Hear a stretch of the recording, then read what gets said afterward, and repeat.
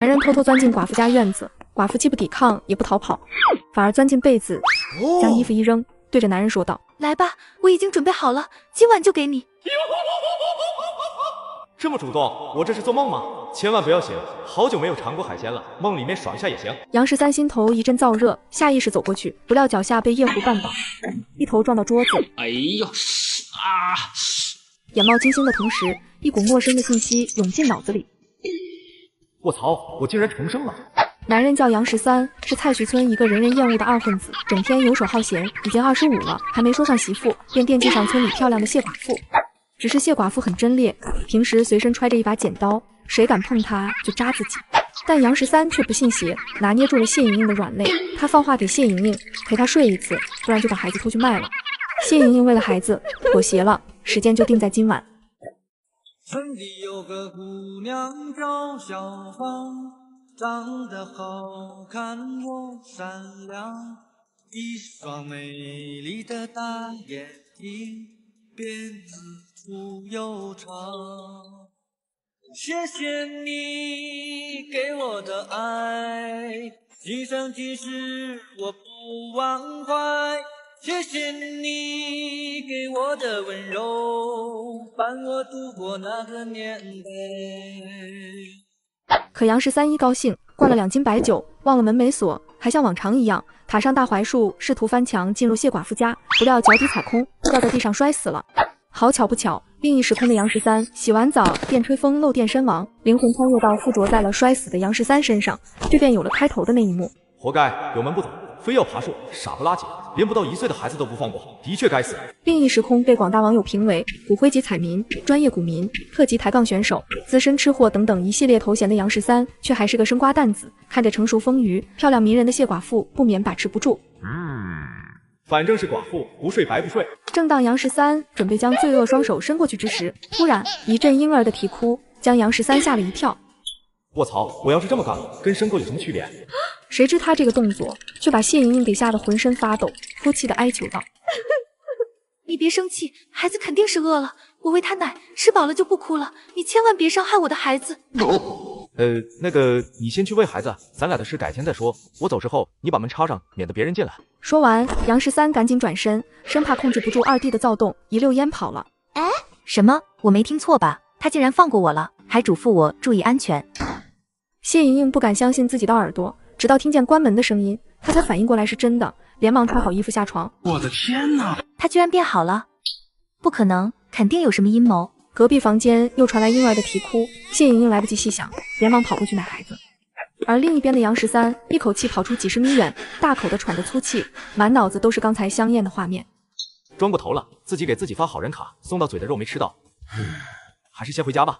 杨13凭着记忆来到二混子的家，一座破旧的茅草院墙，屋里透出一丝微弱的亮光。我他喵的怎么这么倒霉？人家重生不是大明星就是富二代，还有各种无敌系统，老子却重生到这穷的掉渣的农村单身狗身上。不行，我得想办法回去。看到眼前这座破败到随时都能倒塌的房子，杨13根本没有勇气推开那扇破木门。可是不进去，自己能去哪？既来之则安之，先进去看看，再想办法回去。卧槽，这他喵是真的穷啊！只见屋内除了一张桌子跟一口水缸，没有多余的家具。一对中年男女和一个年轻女孩正围着桌子吃着晚饭，一盆水煮白菜，一盆煮红薯。而此刻3个人都唯唯诺诺地看着他，眼神中充满了畏惧，没有一人敢出声。哟，爸妈，小妹，吃饭呢！啪的一声，小妹手中的碗掉在地上，张大嘴巴吃惊地看着杨13，而那对中年男女也惊慌失措地站起来，拉着女孩往后躲。13呢？你又喝了多少？你要是心里有气，冲我来，别打你妈和妹妹。杨13心里越发不是滋味，在正常不过的一句问候，家人就害怕成这样，只因二混子杨13平时对家人非打即骂，心情不好打，喝了酒打，总之不问原因，想打就打。杨13抬手就给了自己一巴掌。你他喵的连家人都打，还算是个人吗？杨大柱被杨13的动作吓了一跳，扑通一声跪在地上。13呢？爹这里还有10块钱，你拿去买酒，别打你妈妈和你妹。这二混子真不是个东西，如果不是平时虐待狠了，他爹怎么会因为自己随意的一个动作吓成这样？如果此刻手里有把刀，杨13很想照着自己心口来上一刀，既解决这个该死的牲口，自己也能回去。那个爸，你先起来吧，我不喝酒。不，钱你拿去。我让你起来。杨大柱一哆嗦，立刻站了起来，低着头都不敢看杨13，而赵怀花和小妹杨小梅也畏惧地看着他，身体都在发抖。造孽呀！杨13摇了摇头，想安慰一下他们，却不知道说些什么，干脆直接走进了卧室。一张木板床铺着一张破草席，床上臭烘烘的堆满了脏衣服和臭袜子，地上还放着一堆啤酒瓶子，瓶子里灌满了尿液，散着令人作呕的骚臭。这他喵也是人住的地方？杨13胃部一阵翻腾，没有半分睡意，呆呆地躺在床上，思考着接下来该怎么办。回去肯定要回去，这家老子1分钟都待不下去。一想到前世，自己虽然也是个单身狗，但好歹可以每天可以通宵打王者，还能刷刷抖音，看看快手，看到漂亮女主播，刷礼物打个赏，还能听到感谢大哥、大哥威武、大哥骚气等夸奖，兜里有2个子，还能约上3、2个狐朋狗友，啤酒、烧烤、小龙虾、洗脚、按摩来一茬。现在可好，别说烧烤了，连店都没有。他喵的，92年还有这么穷的地方？不行，我必须回去，老子不属于这个地方。就在这时，外面传来桌子被踹翻的声音，还有小妹的尖叫声。杨13眉头一皱，跳下床走了出去。只见几个眼熟的二混子正把小妹往外拉，父母跪在地上，脸上有伤，嘴角流血。爸妈救我，我不想嫁给八赖子。八爷，求求你饶了我女儿，她还是个孩子。老头，这是怨不到小爷，要怨就怨你儿子去，是他欠小爷2000块钱还不起，拿你女儿抵债。八爷，欠的钱我们想办法还，你不能带走我女儿，她还小。看看你家这样，你拿什么还？把你全家卖了也还不起，少他喵废话！今天要么还钱，要么人我带走。虽说这丫头没长成，但是卖到窑子里还能值点钱。站在一旁没出声的杨13实在是看不下去了。这千刀万剐的人渣，为了2000块钱，连亲妹子都卖！你们给老子住手！恶霸上门讨债时，发现一件诡异的事：一向跟他卑躬屈膝的小弟，今天居然敢跟他蹬鼻子上脸。可他并不把男人放在眼里，只因男人欠他2000块赌债，已经把妹妹卖了给他。杨13，你他喵灌了几口猫尿，就不知道自己几斤几两了？别忘了，是你欠老子2000块钱，拿你小妹抵账，想耍赖，你他喵活腻了。欠你的钱我会还，但是今天你不能带走小妹，否则我不客气。你再说一遍，我没听错吧？姓杨的鳖孙居然要对我不客气，笑死老子了！八赖子掏了掏耳朵，仿佛听到了世间最好笑的笑话。杨13，你今天莫不是在谢寡妇身上没坚持3秒钟，所以拿个几个消遣撒气？给脸不要脸的东西，也不看看自己什么身份，敢跟巴莱哥叫板，活腻了！巴莱哥，要不要教训这厮一顿，让他减点血，正好给他妹妹送嫁，讨个吉利。见血就不必了。不管咋说，大伙都是兄弟，今天是好日子，老子不跟他一般计较。把人带走。八赖子手一挥，2个二流子如狼似虎，准备把杨小梅带走。站住！我还钱！你他喵的别逗了，穷的连裤衩都没得换，你哪来的钱？哼，你等着，我这就去拿。说完，杨13回到卧室，从枕头底下拿出平时吓唬相亲用的砍刀，大步走了出来。卧槽，杨13，你他喵的想干啥？八赖子一看杨13提着砍刀走出来，脸色就是一变，指着杨13大声呵斥，边喊边退，顺势抄起地上的板凳。八赖，给个面子，放了我小妹，欠你的2000块钱，给我1个星期时间，我会还你，否则今天兄弟我白刀子进红刀子出，反正也活腻了。吓唬吓唬你们村里人可以，想吓唬老子，你他喵的还嫩了点。你们把人给我带走！八赖不是第一天认识杨13，长得高大威武，实际上怂包一个。那老子就跟你同归于尽！说完，杨13呲着牙，瞪着眼珠子，冲上来提刀就砍，一刀砍了过去。八赖子眼疾手快，挥舞着凳子来格挡。你他喵来真的！八赖子此时吓出一身冷汗，刚刚下意识的挡了一下，要是不挡，脑子估计都没了。而杨13心里也松口气，之所以砍的动作慢慢吞吞，就是给八赖子格挡的机会，不然重生一回成了达人犯，那太丢脸了。你以为老子跟你开玩笑？行，今天你喝醉了，老子不跟你一般见识，人可以放，但是钱要还。老子就给你1个星期时间，要是不还钱，老子就一把火烧了这破房子。八赖子退缩了，他被杨13的样子给吓到了。俗话说，光脚的不怕穿鞋的，这厮喝了酒，向来六亲不认，万一发起疯来，一通乱砍，丢了小命划不来。行，1个星期后我还你钱。老子就等你1个星期。八赖子挥挥手，手下放杨小梅，随后3人转身便溜了。另一边的杨大柱老两口浑身像水洗了一样，瘫软的跪在地上，吓得面如土色。小妹杨小梅大哭着跑过去，3人抱头痛哭。听者伤心，闻者落泪，这一切都拜杨13所赐。别哭了，3更半夜的听着瘆人。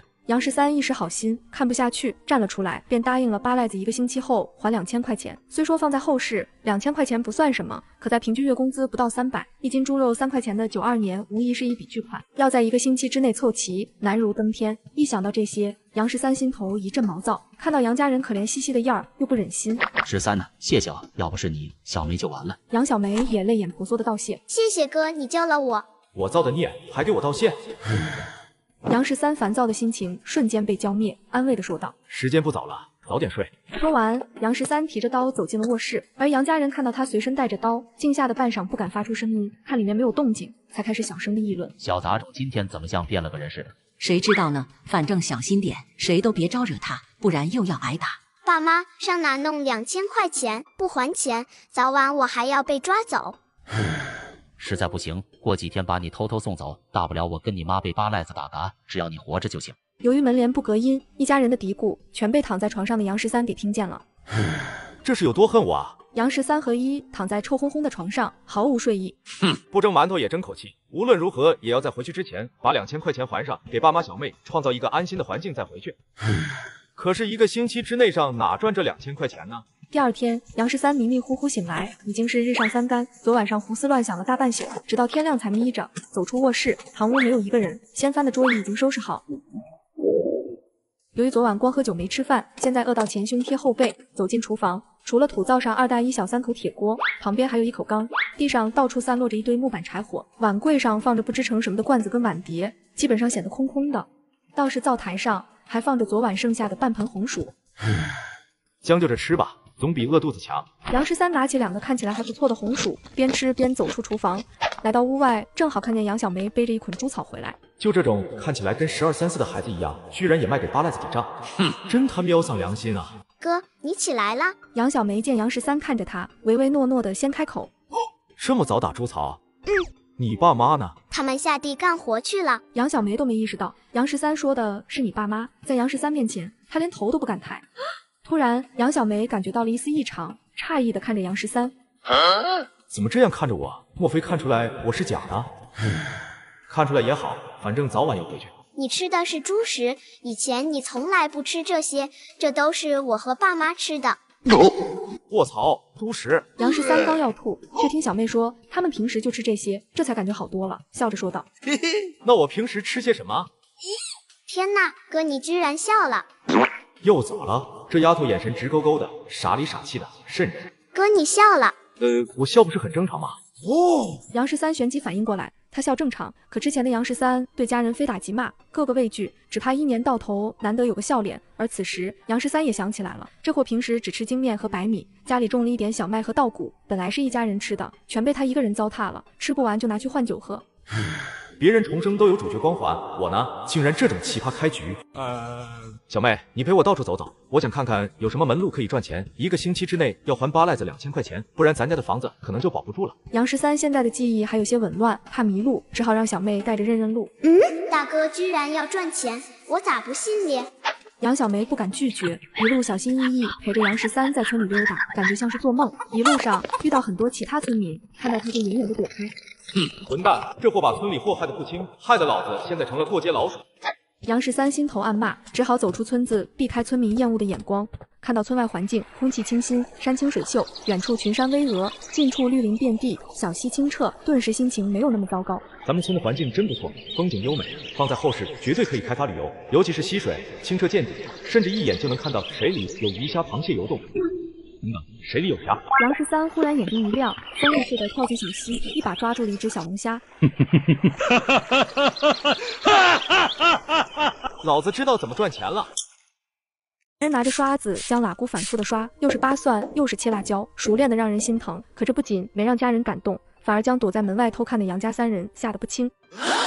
老头子，小杂种在里面做什么？谁知道呢？那喇蛄能吃吗？不会是想毒死我们吧？我知道，大哥说要给我做麻辣小龙虾吃。他会做饭？哼，不可能，打小油瓶子倒了都不带扶的。还有麻辣小龙虾是怎么回事？大哥好像变了个人似的，今天居然吃起了红薯，还说要赚钱还债，让我带他去村外逛了逛，看到喇蛄就兴奋地跑进厨房做饭。杨家3口子面面相觑，此时此刻的杨十三完全颠覆了他们的认知。另一边，杨13已经将油倒入锅中，依次放入花椒、小米椒、姜片、葱段、蒜片等翻炒均匀，闻到了调料炸出的香味后，接着放入着水过的小龙虾，大火翻炒，不消片刻，散发着诱人的色泽和香气。接着加入生抽、盐、冰糖，翻炒后焖煮半小时入味。这样一份营养美味、色泽红亮、口味鲜香的麻辣小龙虾就做好了。小妹，这东西咱们村里多吗？多呀，田间地头河沟里到处都是，尤其谢寡妇家的那口鱼塘，里面全是这东西。那你知道这是什么吗？哥，这是喇菇，不能吃，它是吃粪便和腐肉的，脏死了。那都是瞎扯，这叫小龙虾。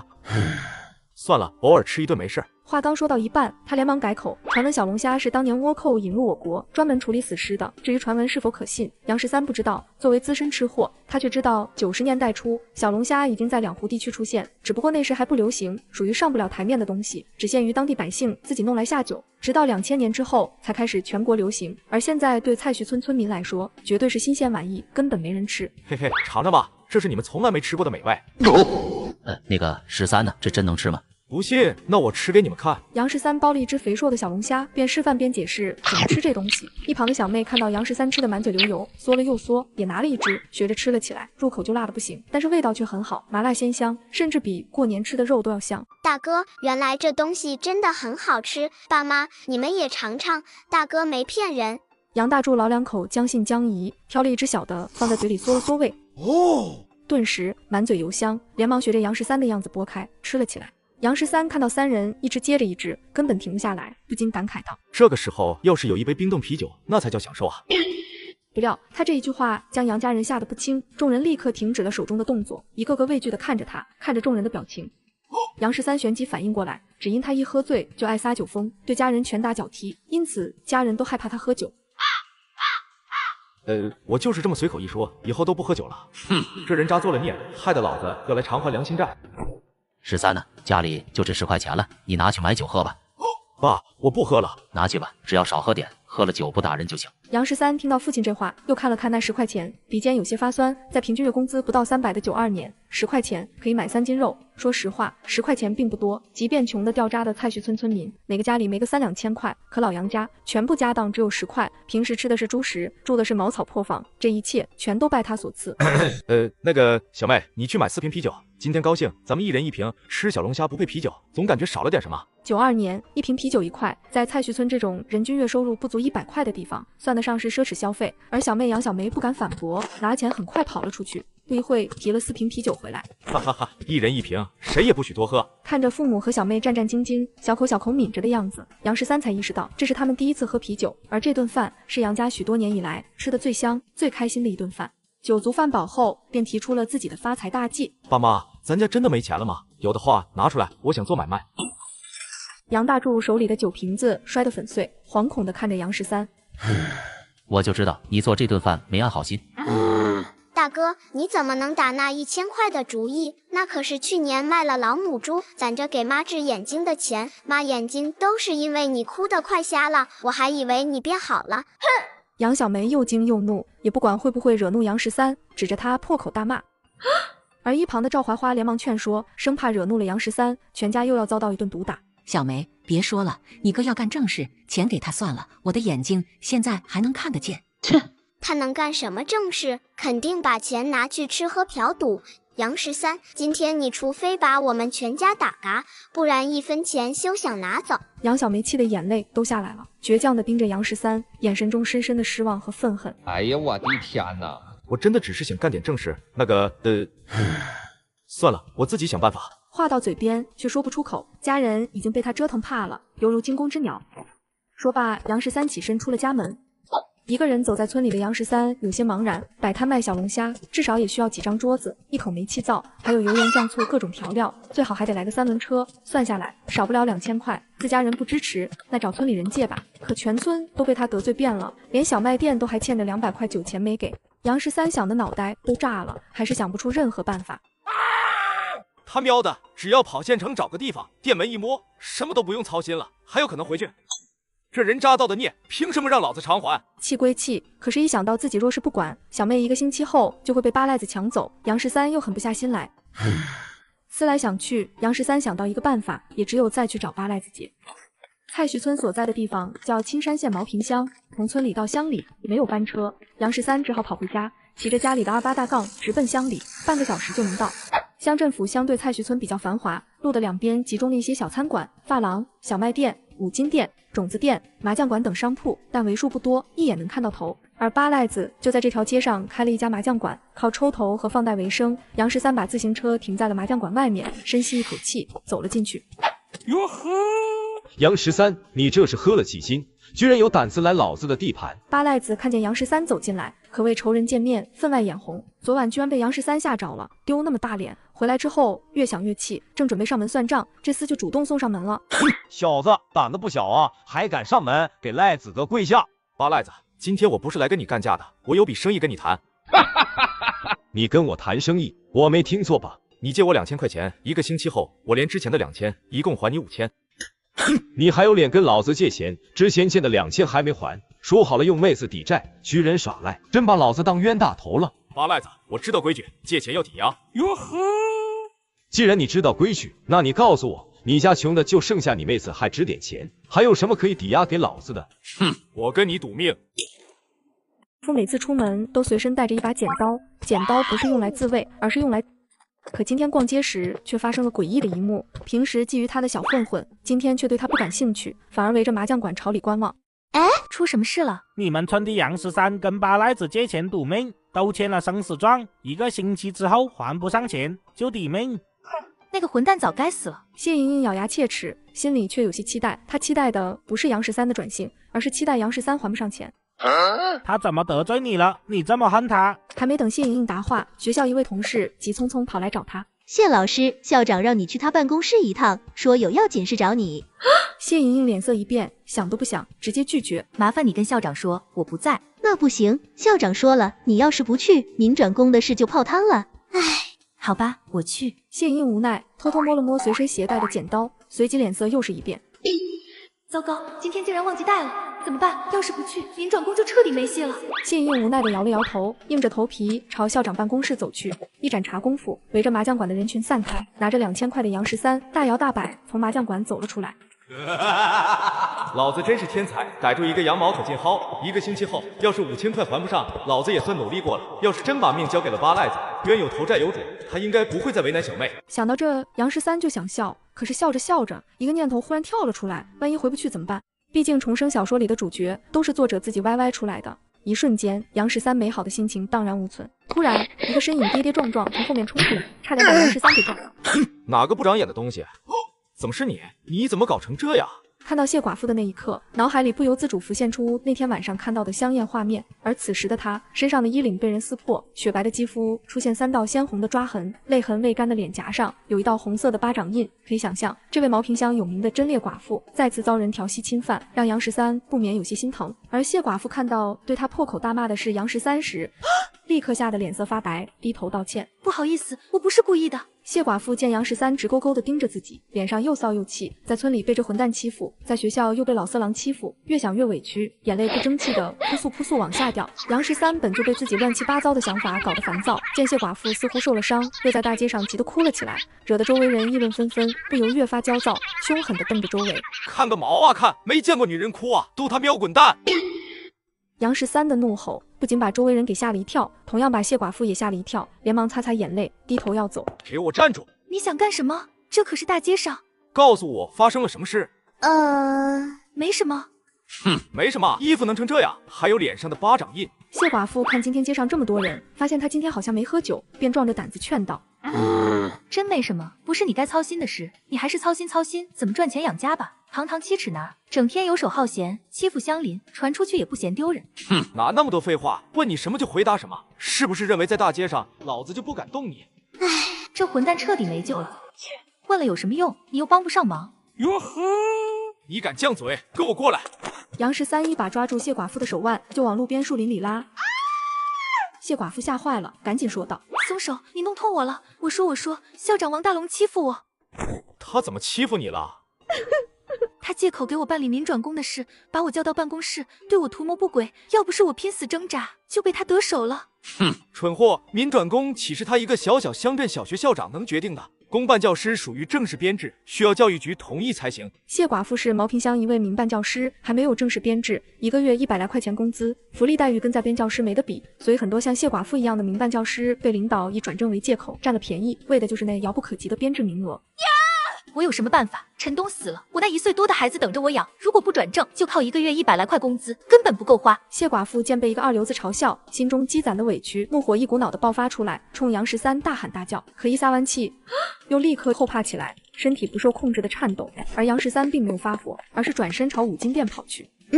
奇怪，他去五金店干嘛？还没等谢寡妇错愕片刻，就见杨13提着一把明晃晃的砍刀走了过来。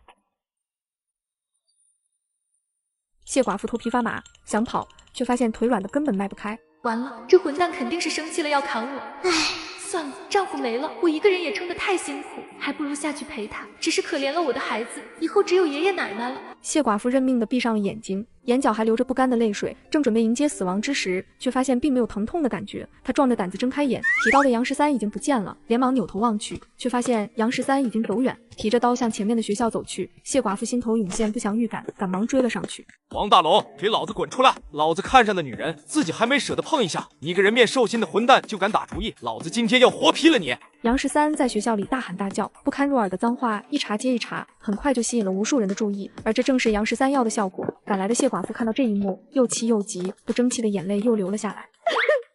杨13，你混蛋！你这样闹，让我以后在学校还怎么待？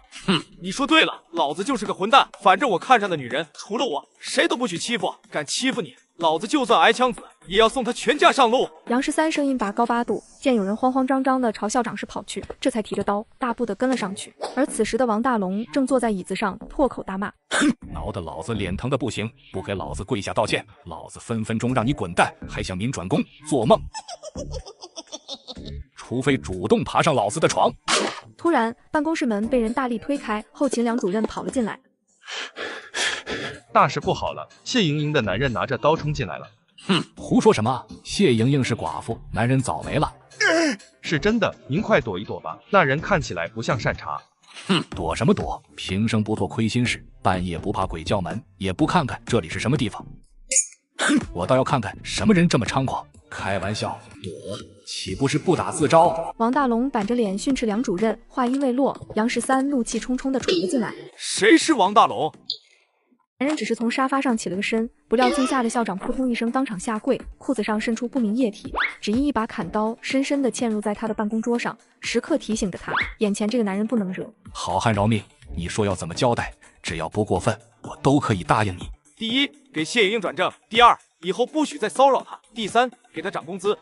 少一条，老子就不仅弄你，还弄你全家。好汉，不是我不答应，我不敢答应啊。转正要上面点头才行，我只是个小小的校长，没有那么大的权利。至于第2条、第3条，我倒是可以做到。办到后面2条也行，看在你知错就改的份上，老子今天先放你一马。我给你1天时间，要是办不好，你就买口棺材在家等我，那把刀就给你做个纪念，时刻提醒你，谢寡妇不是你可以惦记的女人，听明白了吗？明白了，明白了。王大龙连连点头，杨13这才满意的转身离开。杨13走后，王大龙整个人瘫软在椅子上，喘息片刻，急忙抓起电话打了出去。喂，财务科吗？我王大龙把谢莹莹的工资上调1级，不，调2级，别问为什么，照办就行了。杨13一出来，就看见谢莹莹呆呆的站在门外，眼中尽是复杂的不可思议。你都听见呐？谢莹莹点点头，她的确听见了杨13跟王大龙的对话。杨13提出了3个条件，每一样都是她梦寐以求的，尤其是操场上对着那么多人，说出那句能为她挨枪子的话，像一股电流一样击中了谢莹莹的心。虽然只是一瞬间的感动，觉得有个男人给自己撑腰，感觉真好。即便丈夫生前都没有像杨13这么勇敢过。这一刻，谢莹莹忽然发现，杨13虽然坏，但并不是没有可取之处。嘿嘿，是不是吓到你了？其实对付这种人就要比他狠，越狠他才会越害怕，因为他觉得他的命比我值钱。嘿嘿，走吧，正好我骑自行车了，带你回村。不行，我还没下班呢。你身上的衣服都这个样子了，还怎么上班？走吧。杨13不由分说，拉了谢寡妇就走。谢莹莹娇躯一颤，又羞又恼，放开我，这么多人看着呢。炎炎夏日，杨13满头大汗，卖力地蹬着自行车，感觉腿都要抽筋。这人渣的身体早被酒色掏空了。害老子骑个自行车都这么费劲。正当杨13问候人渣时，一阵风吹过，淡淡的幽香从漂亮迷人的谢寡妇身上飘来，有种沁人心脾的感觉，让杨13情不自禁又唱起了那首92年流行的小芳来。村里有个姑娘叫小芳，长得好看又善良，一双美丽的大眼睛，辫子粗又长。谢谢你给我的爱，今生今世我不忘怀。谢谢你给我的温柔，伴我度过那个年代。突然，杨13一个急刹，谢莹莹没有防备，直接撞在了杨13后背上，吓得她赶紧一把抱住杨13的腰，埋怨道：“自行车骑那么快干嘛？”嘿嘿，不好意思啊，路上不知道被谁挖了一条沟，差点摔倒。两人连忙下车查看路况，路面上一道宽约1米、深几十厘米的沟横挡在路中间。谢莹莹疑惑道：“哼，谁这么缺德？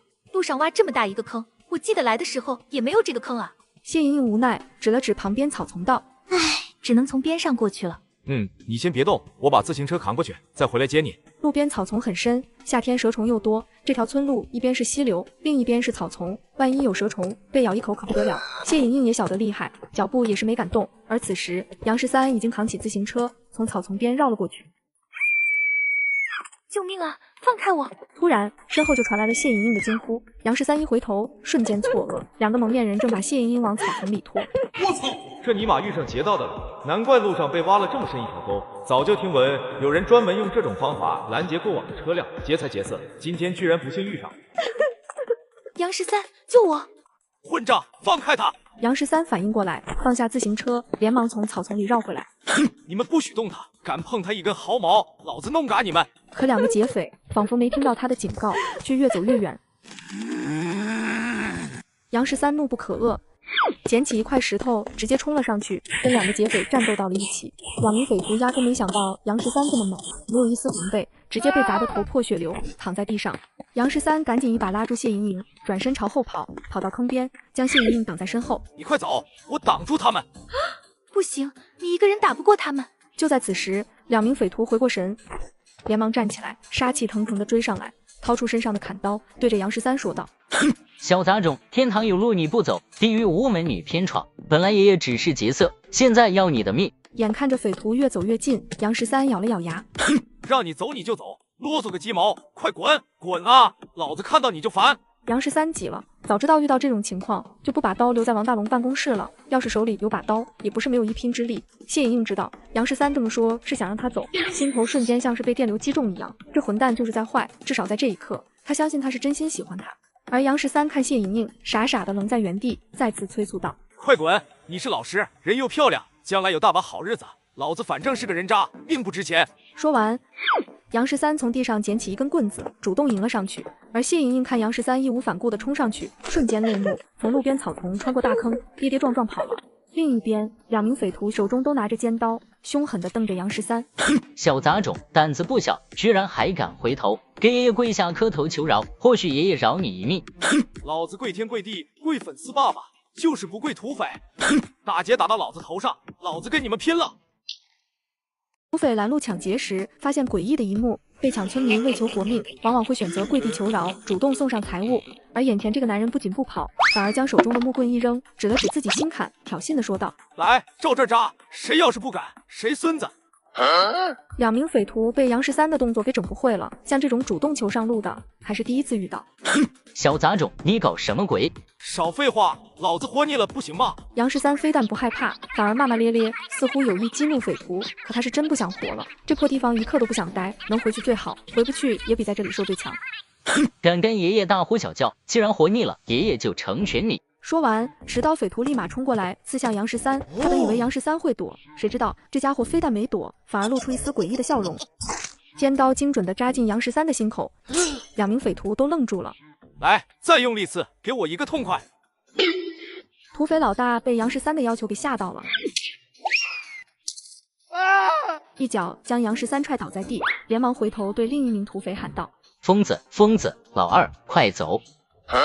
老大跑什么？干脆再补2刀。这一刀刺中要害，已经活不成了，万一被人撞见就完蛋了，赶快离开这里。说完，2名匪徒一溜烟慌慌张张的跑了，就剩下杨13躺在地上，痛苦的蜷缩成了虾米，脸色惨白，满头大汗。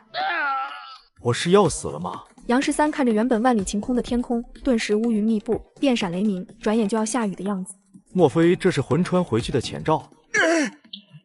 杨13被踢得一口气上不来，眼前一黑，晕了过去。而另一边的谢莹莹跌跑了上百米远，实在跑不动了，便停下来休息，大口的喘着粗气，脑海里不断浮现杨13冲向匪徒的画面，不由得担心起来。他一个人面对2个匪徒，肯定打不过，他会不会出事？那2个匪徒一看就是惯犯，凶残无比，不行，我不能丢下他不管。谢莹莹一咬牙，转身往回跑。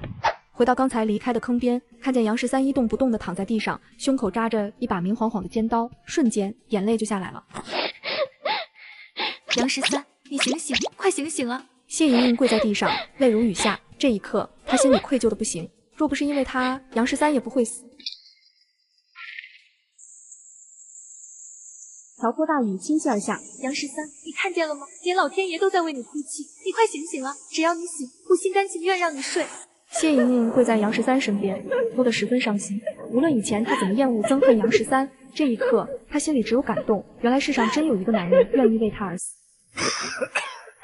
雨水啪啪打在脸上，将杨13给惊醒，胸口、脑袋都疼得要命，忍不住剧烈咳嗽起来。谢莹莹狂喜：“你醒了，太好了，我扶你起来，咱们去医院。”等等，你刚才说心甘情愿让我睡，真的假的？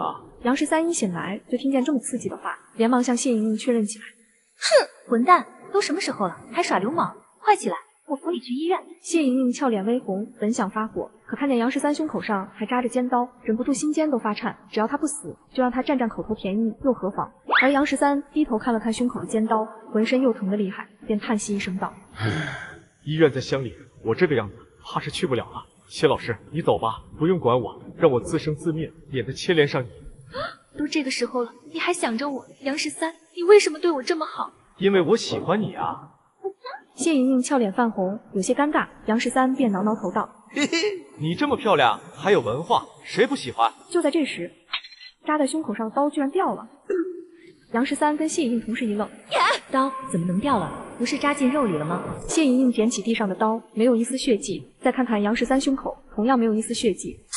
他似乎想到了什么，不由脸色一变，愤怒无比。杨13，你真无耻，想用这种方法让我感动，心甘情愿让你睡，亏我刚才真的感动了，认为你变好了，原来都是你设下的圈套。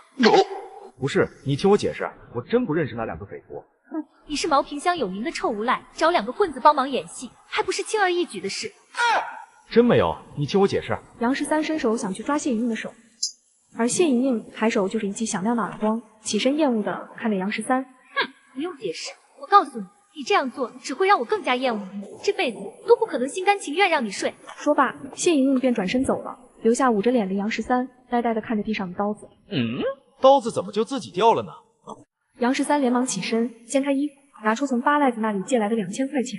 才明白尖刀好巧不巧，正好扎穿了那叠钱，挡住了致命一刀。杨13连忙从草丛边穿过大坑，快速奔跑追了上去。等等，听我解释，真没骗你，不信你看这钱。杨13，我告诉你，无论你说什么，我都不会相信你。如果我说那一刀正好扎在了这9钱上，你也不信。杨13把钱摊开，拿给谢莹莹看。哼，无聊。谢莹莹看了一眼，确实发现钱被扎穿了，可能真误会他了。不过一想到这钱是杨13赌命换来的，那股厌恶打心眼里泛滥。不管你是不是演戏，都跟我没关系。谢谢你今天救了我，如果你真心喜欢我，求求你不要再打扰我了，以后做个人行吗？哼，古人云，救命之恩当以身相许，我不要你以身相许，难道多点信任就这么难？杨13不可否认，这女人身上有一股令人怦然心动的气质，看起来高冷又楚楚可怜，让人忍不住想要征服呵护她。终究是错觉，只可惜我不属于这里。杨13无奈走到自行车旁，指了指自行车。走吧，还在下雨呢，汽车能早点回去。坐在自行车上的谢寡妇仿佛有种错觉，以前的她并不是真正的她，浪荡的外表下似乎有着一颗不为外人了解的心，充满了神秘感。突然，杨13又一个急刹，谢莹莹没有防备，再次撞在了杨13后背上。你干嘛？又忽然停下，撞得我胸口疼死了。村口到了，你走回去吧，不然被人看见你就说不清了。他竟然连这点都想到了。谢莹莹愣住了，心头泛起丝丝暖意，点了点头，准备走。哦，对了，虽然现在雨停了，但你淋过雨，回去之后赶紧用热水洗个澡，别感冒了。有人来了，我先走了，你回去的路上小心点。杨13见有村民走过来，便迅速骑上自行车离开了。唉，这么贴心解风情的男人，可惜是个二流子。杨13回到家，父母小妹都在，正在聊着什么，看见他进屋，立刻鸦雀无声，小心翼翼地看着他。小妹，你想不想赚钱？当然想，可是我没文化没技术，去城里打工都没人要。村里不少人都去县城打工去了，男的大多数卖苦力干工地，女的很多都去酒店当服务员、工厂上班，一个月200多。只有老杨家儿子好吃懒做，女儿胆小懦弱，只能眼睁睁看着别人发财。不用去城里，从明天起你去抓小龙虾，抓一只哥给你1毛钱。男人游手好闲，从不工作，却能拿出2000块钱，本想在家人面前炫耀，不料竟将家人吓了一跳。13呢？你哪来这么多钱？不会干什么坏事了吧？我说过要干点正事，你们不信，我只好找别人借。不管你们信不信，从今天起我要换个活法，不仅要赚钱含巴赖子，还要让你们过上好日子，这样我走的也能安心。老两口面面相觑，仿佛不认识儿子一般，直到他走进卧室，才敢小声嘀咕：老爸，刚刚他说要换个活法，你信吗？信小杂种的话，年都能过上，指不定又在外面赌赢了，回来嘚瑟。我觉得哥不像是撒谎，这2天真的像变了个人一样。我明天帮他抓小龙虾，看看他骗没骗人。一家3口小声嘀咕，杨13也懒得偷听，躺在臭烘烘的床上，琢磨着发财大计。本钱有了，明天就可以去县城置办3轮车、燃气灶、桌子之类的东西。杨13东想西想了一阵，堂屋里似乎也没动静了，这才悄悄地出了家门，直奔谢英家。屋内，谢英刚准备脱衣服睡觉，突然有人敲窗户，把她吓了一跳。谁？赶紧走，不然我就喊人了。自从丈夫去世之后，半夜总有不怀好意的人敲她窗户，吓得她随时都在枕头底下放着剪刀。是我有事找你。哼，你来干什么？这混蛋终究没打算放过我。谢莹莹听是杨13的声音，又羞又气，甚至还有一丝失望。我想跟你商量一下，你的水田没人种，反正闲着也是闲着，不如让我种。臭流氓，白天还以为你变好了，一到晚上就原形毕露。我的水田就是荒死，都不给你种。谢莹莹脸上羞臊难当，村里人经常开玩笑，女人是水田，男人是梨。她以为杨13说的是她的那口水田。哼，你别蹬鼻子上脸，我好言好语跟你商量，你张嘴就骂，真把老子的心善当无知，把老子的忍让当懦弱了。给老子开门，不然老子就踹门了。杨13大力的敲着门。俗话说，寡妇门前是非多，而现在又是3更半夜，要是被人听见了，还让不让人活？唉，不开门的话，这混蛋真敢踹门。希望他念在白天的情分上，不强迫我。一想到女儿还被杨13威胁，谢莹莹眼圈一红，伸手将枕头下面的剪刀藏在背后，前去开门。你关门做什么？不怕别人说闲话？进都进来了，还拿话挤兑羞辱我，你就是个混蛋。谢莹莹眼泪不争气的掉了下来，她以为杨13故意说这话嘲笑她，心里酸醋的不行，几次都想冲上去一剪刀结果了她。你哭什么？我说的是真的，我是个二流子，名声早就臭了，无所谓。你不一样，你家公婆也不是善茬，要是看到3更半夜我出现在你家里，指不定怎么收拾你。哼，既然你都知道，那还大晚上的敲我窗户？我不是说了，找你有事，你家的水田荒着可惜了，还不如给我种，大不了我付你租金，或者给你粮食也行。哎，你真的要种我的水田？怎么可能的事？这混蛋全村出名的好吃懒做，居然要种田了。哼，你以为我跟你闹着玩呢？你家的水田肥沃，陈东又不在了，没人帮你种，荒着可惜。呸，下流！谢莹莹明知道杨13说的是地，偏偏不由自主的就想到了村民们开的玩笑，俏脸一阵发烧，羞恼的瞪了杨13。这事儿白天不能说吗？非要大晚上的来，你是嫌我门前是非不够多是吧？我说的很正经，怎么就下流了？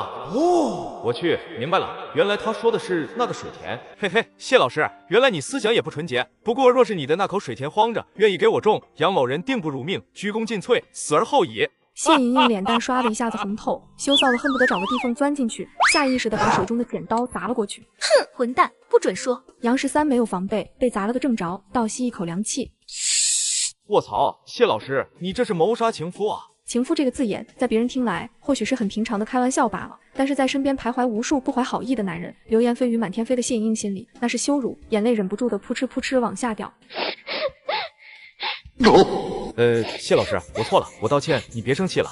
哎，什么？我没听错吧？这混蛋居然道歉！谢莹莹错愕的看着杨13，哼，你又在想什么馊主意？我真心实意的道歉，我不该轻慢你。不过先说好，你也不能蹬鼻子上脸，咱俩之间的事还没完，只不过我以后不强迫你了便是。但是你要是主动求我，我可不会再跟昨晚上一样傻，先睡了你再说。哦，这可是你说的，你发誓？No No No， 我杨13虽说不是好人，但最起码不会伤害你。我不发誓是因为我怕我哪天忍不住。哼，停，反正我信了你说的话。你不是要种我家的水田吗？我答应你了，你可以走了。明天我还要上课呢。行，那我走了。我走之后把门关好，免得别人进来。谢莹莹坐在床上，心里松了口气。刚才若是杨13用强，她很有可能半推半就了。难道我骨子里就是个坏女人？陈东才去世1年多，我居然有了别的心思。哼，不，一定是我害怕杨13才这样想。谢莹莹给自己找了一个牵强的理由，要不然今晚她会失眠。杨13从谢寡妇家出来，便直接往家走。一条人影从大槐树后面闪了出来，咬牙切齿的咒骂：在老子面前装清纯，背地里还不是男盗女娼？老子好歹是村长儿子，不比杨13那个二流子穷光蛋强得多，宁愿跟他偷腥也不答应老子。等着，老子有的是方法收拾你们。第二天一大早，杨13就起来了，昨晚上睡得格外香，梦里都是谢莹莹的一颦一笑。走出卧室，随手拿起一个红薯啃了起来，笑盈盈的跟家人打起了招呼：爸妈，小妹，早上好。听到杨13打招呼，杨家3人目瞪口呆的看着他，也不敢答话。看着我做什么？你们也吃啊？哥，你的饭在锅里，妈单独给你下的鸡蛋面条。杨13一愣，鼻翼微微一酸。妈，以后不用单独给我做饭，你们吃什么我就吃什么。小妹，锅里的鸡蛋面条你吃，看看你瘦成什么样了。杨小梅吓了一跳，连忙摆手：不，我不吃，那是你吃的饭。哼，让你吃就吃，啰嗦什么？杨13知道好言好语说小妹不会同意，便板着脸呵斥一声，小妹立刻不敢吭气了。小妹对我的味觉发自骨子里，不是一朝一夕能改变的。杨13无奈，3两下把红薯吃完，准备出门。小妹，记得昨晚上我交代你的话，去抓小龙虾，抓1只，我给你1毛钱。记住了。出了家门，杨13便骑上自行车，直奔县城。90年代初，要说什么生意最红火，不是房地产，也不是后市烂大街的酒店、超市、美容店，而是小商品批发市场，里面的东西应有尽有，大到家用电器，小到发卡、头绳、针线。杨13边走边盘算着要买的东西，看见前面一家裁缝店门口围着一群人，隐约还听到有女人的尖叫声：救命！谁帮我！门口明明被顾客围得水泄不通，可店老板却没有成交一单生意，只因3个混混上门收保护费未果，竟恼羞成怒，当众侮辱女老板。卧槽，居然敢当众侮辱这女人，简直目无王法！更可耻的是，周围居然没有一个人站出来阻止，全都看热闹。90年代初，随着改革开放，经济高速腾飞，随之带来的就是日益突出的治安问题。抢劫、强暴、打架斗殴等成了家常便饭。杨13实在看不下去了，开始怂恿身边的人：兄弟，这么多大男人看热闹不好吧？上去帮忙啊！说的轻巧，你知道他们是什么人吗？县城里有名的小刀会，专门收保护费的，手下好几十兄弟，咱们都交了保护费，就柳叶不交，人家这是杀鸡儆猴，谁敢出头？那也不能眼睁睁看着不管啊，最起码得报警吧。公用电话在市场外面，等警察来了，黄花菜都凉了。更何况听说红毛上面有关系，万一被他知道谁报警，就等着打击报复吧。这么多人看着3个混蛋欺负一个女人，你们还是不是男人？说的好听，有种你上。身边人纷纷远离杨13，生怕惹祸上身。虽说老子也不是什么好人，但这种事看见不管，枉为男人。不过不能强攻，只能智取。杨13想了想，便转身走了。还以为是英雄好汉，感情也是怂包一个。还没等他比试完，杨13又回来了，手里提着一把砍刀，满脸狰狞地冲进了裁缝店，张嘴就骂：混账，竟然给老子戴绿帽子，敢当众跟人亲热！3个混混被突然冲进来的杨13给搞懵了，呆呆地看着他，而杨13不给红毛反应的机会，快速冲上去，一脚踹在红毛身上，只听红毛惨叫一声，摔在地上，随即转身冲上去，直接抽了那女人一嘴巴。你吃老子的，喝老子的，还敢背着老子勾三搭四！柳叶被他一巴掌给打懵了，捂着脸一句话都说不出来。杨13生怕他露馅，连忙转身拿着刀指着从地上爬起来的红毛骂道：欺人太甚，敢上门给老子戴绿帽子，老子今天非弄死你不可！杨13举刀直劈脑门，吓得黄毛脚底下一软，扑通一声直接跪在地上，竟然神奇的躲开了。住手，兄弟，有话好说。红毛习惯性的摸了摸腰，糟糕，今天居然忘了带家伙。老子跟你没什么好说的。兄弟，你误会了，我是来收保护费的，不是奸夫。红毛见杨13眼珠子通红，面目狰狞，人高马大，也不像个善茬，心想为了一点钱把命搭上划不来，便有心退让。你不是奸夫，那谁是？你还是你？不是，我们是一起的。看两个混子连忙摇头，杨13又回头凶狠地瞪着柳叶。老子问你，这3个人是不是奸夫？不是。柳叶总算回过味来，这个莫名其妙的家伙是帮他的，连忙摇头否认。不是奸夫，老子也砍。收保护费居然收到老子头上，活腻了。杨13回头提刀欲砍，吓得3个混子拔腿就跑，围观的人也吓得一哄而散。红毛3人一口气吐出血，见杨13没有追上来，这才停下大口喘气。那人谁呀？真凶狠啊！谁知道呢？也没听说姓柳的女人有男人啊，从哪冒出来的？管他是谁，害老子今天丢了这么大脸，改天带上家伙，多喊几个兄弟干他！3人骂骂咧咧的走了。另一边的裁缝铺里，柳叶捂着脸，疑惑地盯着杨13。那个不好意思啊，刚才出手重了点，那也是没办法的事，不这样做，那几个混子不会走。我知道，要不是对你实在没印象，我都怀疑你是故意这么做，败坏我名声，让我以后嫁不出去，只能跟你好。嘿嘿，哪能啊，这么下作的事我干不出来。哼，看你也不像什么好人，净搞一些歪门邪道，真想帮我报个警就完了，非要打我一巴掌，你看脸都被你打肿了。那怎么办？要不我给你揉一揉。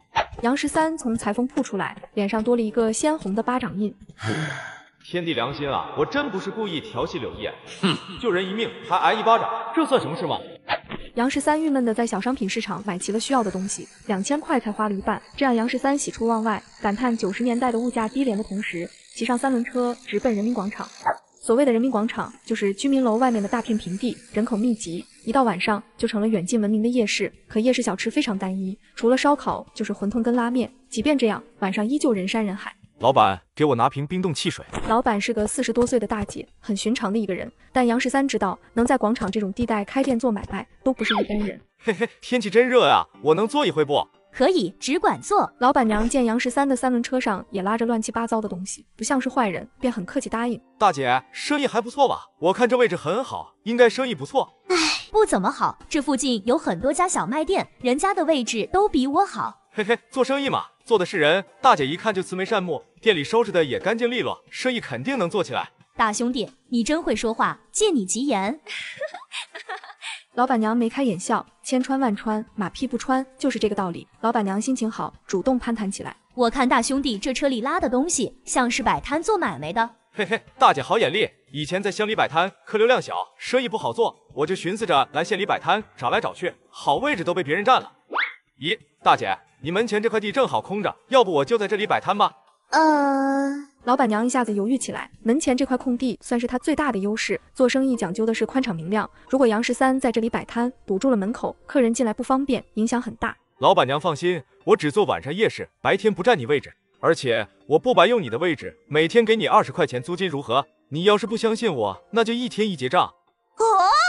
20，大兄弟，你做什么生意这么赚钱？1天20都可以租个位置很好的铺子了。杨13也不是瞎出价的，90年代初，工人月工资不到300，公务员也才300出头，老百姓消费普遍不高，商铺价格还没被炒起来。像夜市这种地带，20平米的商铺，月租金也不过500左右，而杨13出价1天20，等于把老板娘的房租承包了，他不心动才怪。嘿嘿，做夜市特色小吃，夜市倒是很赚钱，可是你就这几张桌子，能行吗？大姐，你小看了现在的消费能力。那些个做生意的老板最喜欢晚上带着小姐们出来吃宵夜，个个大方的很，只要味道好，做出特色，不愁没钱赚。很难想象，在人均工资不到300的年代，酒店里一顿饭消费300-400，舞厅里一晚上消费大几百都是常事。之所以造成这种畸形的消费现象，跟经济高速发展造就了一大批率先富起来的人群有很大关系。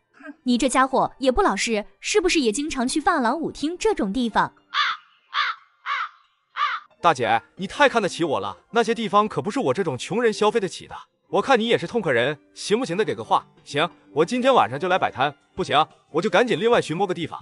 1天20，把我房租包了，傻子才不干。老板娘也是爽快人，没了房租的压力，等于她每天赚多少都是净赚。那行，我现在就回去准备材料，3轮车就先存放在大姐这里，咱们晚上见。村外河沟小龙虾泛滥成灾，却无一名村民捕捞，而眼前的小姑娘却抓得乐此不疲，不一会便装完满满1桶，足足超过10斤。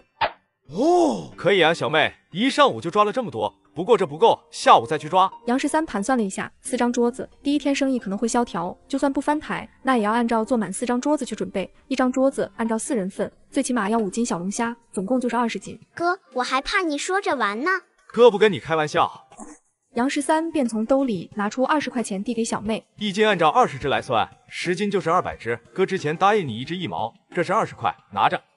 我不要。这是杨13第一次给他钱，杨小梅一时间不敢接，只因他从来都只是问家里要钱。哼，让你拿着就拿着，劳动所得理所应当。杨小梅就吓得一哆嗦，颤抖着接了钱。可也要不了这么多，没有200只。你是我妹，以前害得你吃了那么多苦，多给你点怕啥？拿着吧，下午还去抓这么多，到时候哥还给你钱。谢谢哥。杨小梅激动的语无伦次，这是她活这么大第一次亲手赚钱，20块抵得上城里的工人2天的工资了。一瞬间，杨小梅心里忽然涌起一股从未有过的情绪。原来我也可以赚钱，我不是废物。一旁的杨家老两口呆呆地看着杨13，心里满是震惊。难道小杂种真的变了？居然主动给小妹钱，25年来头一次，并且还能说出劳动所得理所应当这种话。早知道这个道理，那他为啥天天好吃懒做？对了，妈，咱家有豆油没有？没有，不过还有一点菜籽油，去年榨的。菜籽油怕是不行，一会儿我去小卖店买点。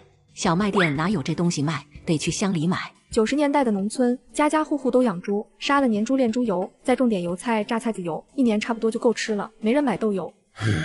那我一会去乡里买。其实哥，你可以去找谢老师买，他家有。他怎么会有？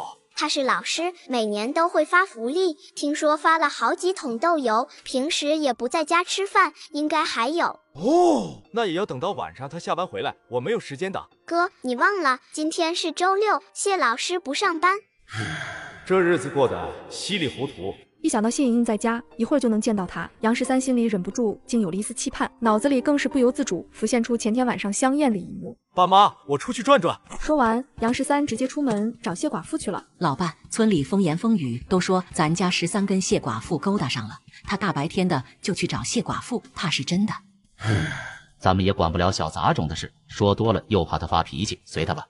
哼，什么小杂种，说那么难听。儿子现在变好了，以后别一口一个小杂种的叫。是啊，爸，哥现在真的变了个人，跟以前不一样了。此刻，杨小梅心里还在乱跳，不相信自己竟然能靠劳动能赚20块。头发长见识短，一点小恩小惠就把你们收买了。老话说得好，江山易改，本性难移，哪有那么容易变好？等着看吧，小杂种肯定有什么阴谋诡计。杨大柱这些年实在是被败家子杨13给折腾怕了，动辄打骂不说，愣是把好端端的一个家折腾的家徒四壁，被村里所有人笑话。一席话说的母女俩喜悦的心情荡然无存，陷入了沉默。另一边的杨13心急火燎的来到谢莹莹家，发现门没关，便抬脚走了进去。不料眼前的一幕让他瞬间石化。正在洗澡的谢莹莹被突然闯进来的杨13惊呆了，下意识的双手捂着重要部位，又羞又怒，蹲在水盆中快要哭了，而他却不敢大叫，一旦被左邻右舍听到，名誉全毁，涨红着脸怒道：哼，你怎么进来的？你门没插，我就进来了，谁知道你在洗澡？杨13眼睛都要直了，这画面做梦都不敢这么想，甚至比前天晚上还要香艳。嘿嘿，谢老师，你真漂亮，让我抱一下行吗？别这样，杨13，你别这样。谢老师，我太喜欢你了，让我亲一下，就一下。前世今生，杨13都是生瓜蛋子。此刻大白天的见到这种香艳的画面，视觉冲击力极强，满脑子只有一个念头：睡了他，反正男未婚女未嫁，不犯法。正当杨13准备伸出罪恶之手时，躺在床上的婴儿啼哭，将杨13给惊醒。我怎么能这么做？如果强行睡了他，我走了，他怎么办？90年代的农村，失贞对于女人来说，一辈子都要背负骂名，更何况孩子还在炕上躺着。对不起，实在是你太漂亮了，我一时没忍住。你没媳妇可以理解。谢莹莹真没想到杨13居然还真就忍住了，还能跟他道歉。看见杨13尴尬的低着头，像做错事的学生一样，谢莹莹不知为何忽然觉得好笑，同时对杨13刮目相看。不管他怎么坏，至少对他足够尊重。这在文化程度、人文素质并不高的农村已经十分难得，即便丈夫生前都做不到这样。你能不能先出去，我把衣服穿好再跟你说话？杨13刚点头，就听外面传来声音：莹莹睡了吗？糟糕！两人脸色同时一变，是谢莹莹的婆婆曹桂芳来了。这要是看见杨13在她卧室里，指不定怎么想。杨13一下子慌了，第一次有被人捉奸在床的感觉。莹莹在家呀，怎么喊你不答应？谢莹莹有些慌张，不由心都悬在了嗓子眼，赶忙应道：“妈，我在洗澡，没听见你喊我。洗澡也不插门，你胆子太大了。我没插门吗？那可能忘了，幸亏妈你发现了，要是被人看到就毁了。下次可要注意，咱村有几个老色鬼都想打你主意，尤其那个人渣杨13，不是个东西，居然光明正大的纠缠你，简直欺人太甚。等着，早晚有一天我让公安把他逮起来。”哼，老太婆，你才不是个东西！老子要是想睡你儿媳妇，前天就得手了。就算我跟谢莹莹有什么，也天经地义，男未婚女未嫁，犯哪条王法？难道谢莹莹嫁了你家，就该一辈子守活寡？对了，妈，你找我什么事？有个针线活我不会做，你手巧，正好你今天休息，就帮帮我。行，我穿好衣服马上过去。谢莹莹巴不得赶快把婆婆弄走，不然万一发现了杨13，一切都完了。行，你快点了，孩子刚才哭了，你把孩子也抱过来。直到谢莹莹听到婆婆脚步声走远，才低声对杨13道：“流氓，快走吧，不许偷看，我要换衣服了。”嘿嘿，我没偷看啊，我在正大光明的看。杨13的笑声让谢莹莹面红耳赤。臭不要脸！前天晚上让你看，你不看，过了这个村就没这个店了。那要不找个机会再重演一回？哼，你把我当成什么了？谢莹莹脸一寒，实际上心头却在害臊。天哪，我刚才说的那叫什么话？居然在跟他调情！我谢莹莹乃是有文化、有知识、有底线的人，以后绝不能再跟这个坏蛋来往了。哼，快走吧，等会婆婆等急了，我要穿衣服了。商场夜市上人口密集，可男人的摊前却无人问津。小卖店老板娘看不下去，连忙上前询问：“小兄弟，我很好奇，你卖的什么东西？也不见有什么食材，人家都已经开始上课了，你这一点动静都没有。”嘿嘿，大姐认识这个吗？认识。喇姑，这玩意能吃吗？当然能吃，而且还很好吃。杨13看四周人群涌动，时候也差不多了，便大声吆喝：“瞧一瞧，看一看喽！杨氏麻辣小龙虾，祖传秘方，味道好极了，走过路过千万不要错过。”杨13没吆喝多久，立刻就有人上前询问：“老板，这不是喇姑吗？这玩意能吃吗？”这不叫喇姑，学名叫小龙虾，跟澳洲大龙虾是亲戚，不仅能吃，味道还十分鲜美。以前我祖上是给皇宫里当御厨的，皇帝老子都吃这个。哼，蒙谁呢？这玩意是倭奴当年带进来的，专吃腐肉、清理尸体的。谣言你也信啊？要是不能吃，我敢摆摊做买卖。也是，多少钱一斤？来1斤尝尝。嘿嘿，不贵，也就15一斤。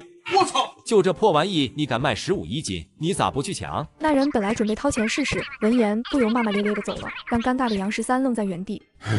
眼看要开张了，一听价格又黄了。接下来好几个人上前问价，由于嫌贵直接走了。大兄弟，你心真黑，肉才3块钱一斤，这玩意你敢卖15？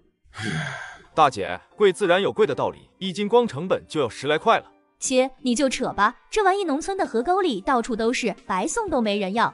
他们压根不是同一个东西，好吧？那玩意表面黑不溜秋的，哪有我这个好看？通红通红，看着就有食欲。老板娘一时语噎，没吭气，倒是旁边的烧烤摊老板冷哼一声：“你小子臭河沟里的喇姑，居然敢卖15一斤，你心够黑，可惜不是做生意的料。今天你要是能卖出去，老子跟你姓。”嘿嘿，大哥，都是做生意的，和气求财，我可没诋毁你的生意。初来乍到，杨13的目的是做生意赚钱，不是跟人结仇，没必要跟人呛呛。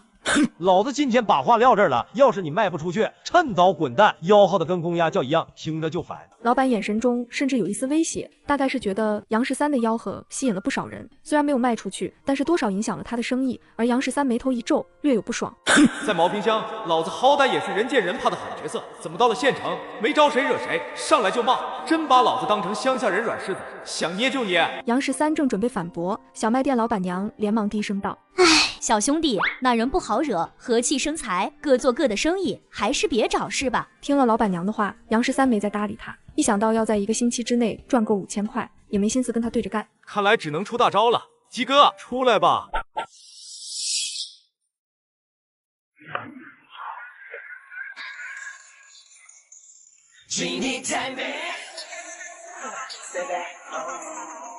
看鸡哥表演，吃杨氏麻辣小龙虾，祖传秘方，宫廷御品，先尝后买，不好吃不要钱。杨13换个方式吆喝，不料这一喊，竟瞬间吸引了不少人注意。哦，不好吃不要钱，真的假的？当然真的，男子汉大丈夫，一口唾沫一口钉，还能撒谎不成？杨13打量着问话的客人，见他穿着不俗，便接着道：“嘿嘿，先说好，我这东西价钱可不低，牛人才吃得起。”他的这句话很有学问，如果客人问了价不吃，岂不是认怂？换句话说，但凡自认为有点势力的男人，都会觉得自己牛。果然，客人眉头一挑：“哟呵，小小的摊贩，口气倒是不小。这玩意多少钱一斤？说出来，看能不能吓到我。嘿嘿，要15块一斤。的确不便宜。不过这点钱老子还是消费得起，给我来1斤尝尝。不过我也跟你先说好，不好吃，老子可是要砸了你这摊子。嘿嘿，没问题，不好吃不要钱。杨13的激将法管用了，说完便立刻生火，烧虾，动作娴熟，让人眼花缭乱，一看就是厨艺高手。大姐，给这位老板开1瓶冰啤酒，算我的。杨13对着老板娘喊了一嗓子，回头又对客人道：老板，可能需要个20分钟，不然不入味，天热，你先坐下喝一口冰啤酒解解暑。你小子倒是挺会做生意。客人欣赏地看了一眼杨13，坐了下来，品着冰啤酒，耐心地等着。1瓶啤酒1块，吃得起15块1斤的龙虾，当然不在乎这1块钱。但是杨13当着这么多人面请他喝，这是给他面子。本来还有一丝不耐烦的他，此刻荡然无存。不多时，杨13将一盘红彤彤的小龙虾放到客人桌上，小龙虾的香味顿时吸引了更多人围观。老板，不好意思，让你久等了，杨氏麻辣小龙虾来了，您尝尝。包括客人在内，围观的人都是第一次看到麻辣小龙虾，只是闻闻味道就刺激的口水流了出来。可15一斤的价钱劝退了很多围观的人，客人看着小龙虾口水直流，却无从下手。老板，这玩意怎么吃？嘿嘿，我教你。杨13拿起一只小龙虾，把头掰下来，卖力的讲解。客人学着他的样子，先嗦汤汁，然后包肉，沾上汤汁吃了起来，很快将一只虾吃完了。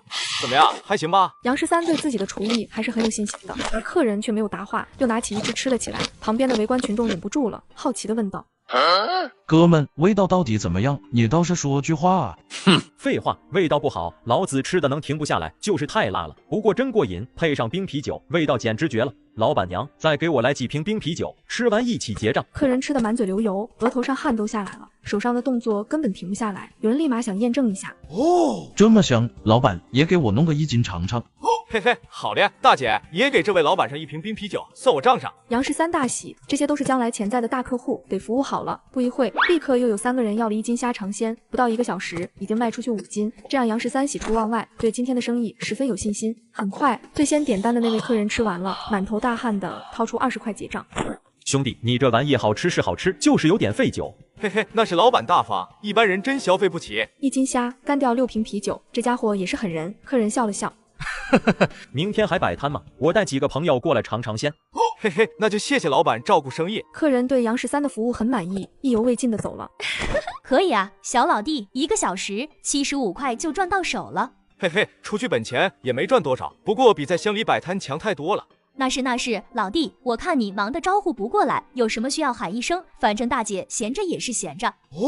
好嘞，那就多谢大姐。杨13心知肚明，刚才那批客人消费至少20瓶啤酒，还卖掉了3包香烟，老板娘赚个7、8块不是问题。说话间，又有客人来了，杨13又开始忙活起来。但是今天没有大单客人，都是1斤1斤的消费。不过这个现象是杨13乐意看到的，10个人就是10个潜在客户。这个年代又不能发朋友圈，更没有短视频介绍，只能靠口口相传的低级模式来宣传。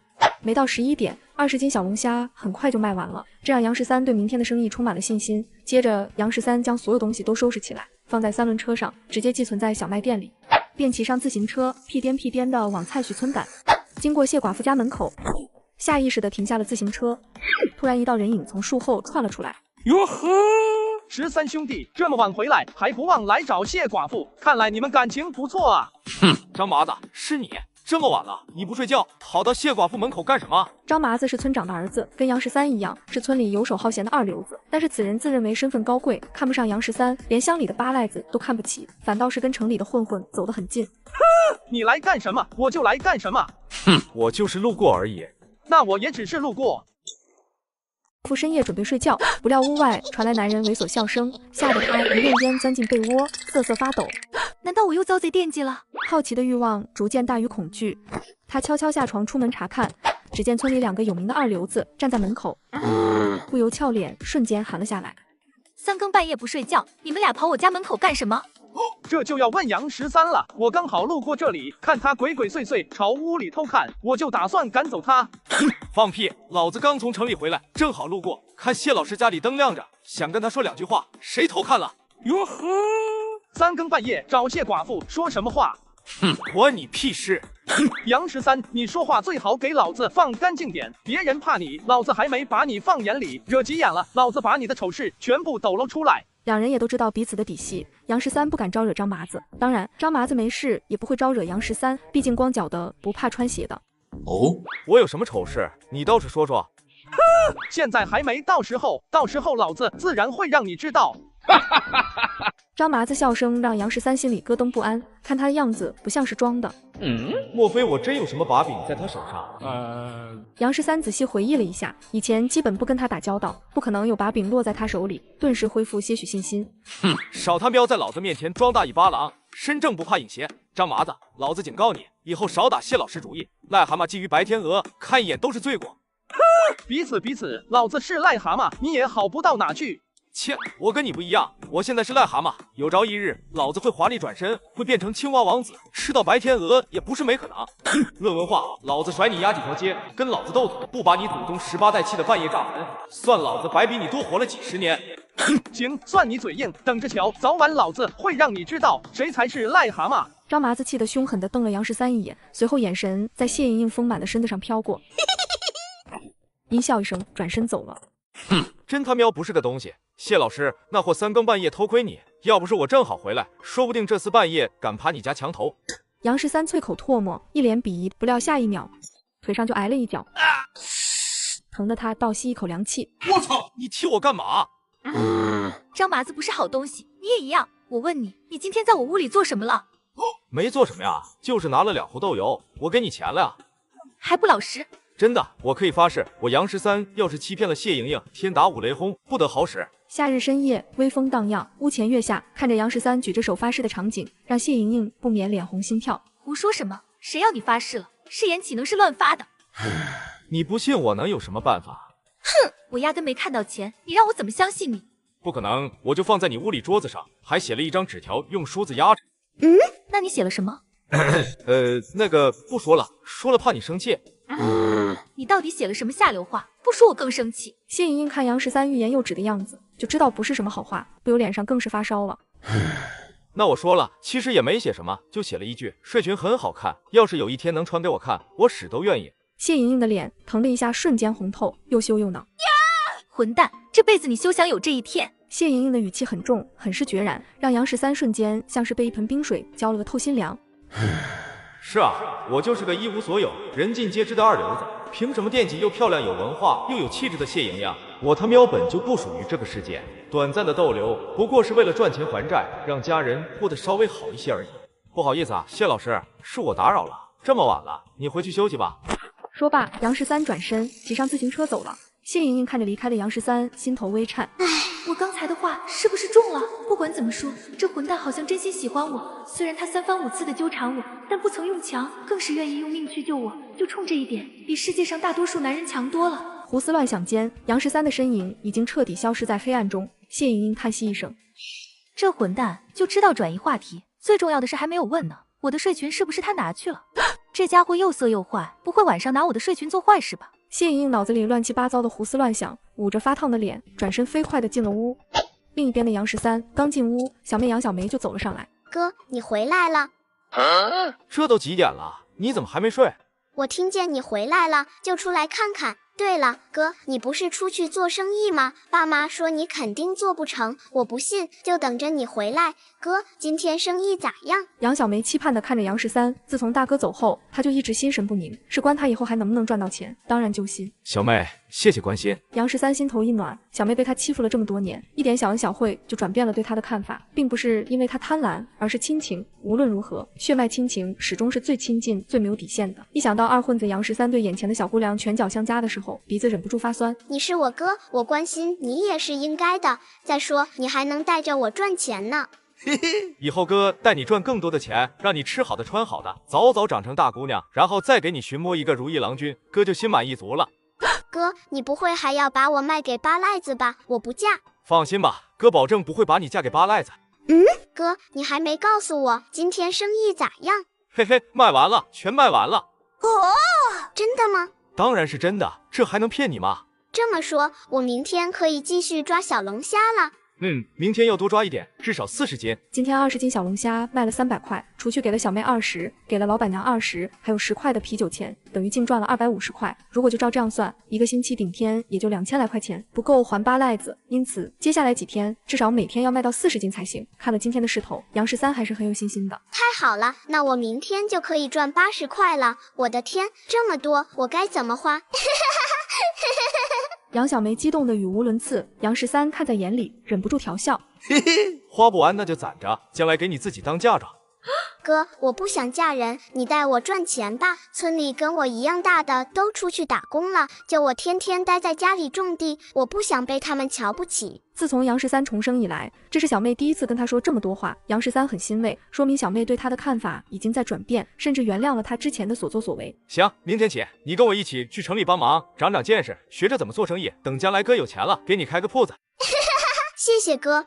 第二天，杨13起了个大早，简单的吃完早饭，就给小妹安排了至少抓40斤小龙虾的任务，然后骑上自行车直奔县城，来到柳叶裁缝店，看到他正专心的踩着缝纫机。哼，你怎么来了？嘿嘿，来看看你不行啊。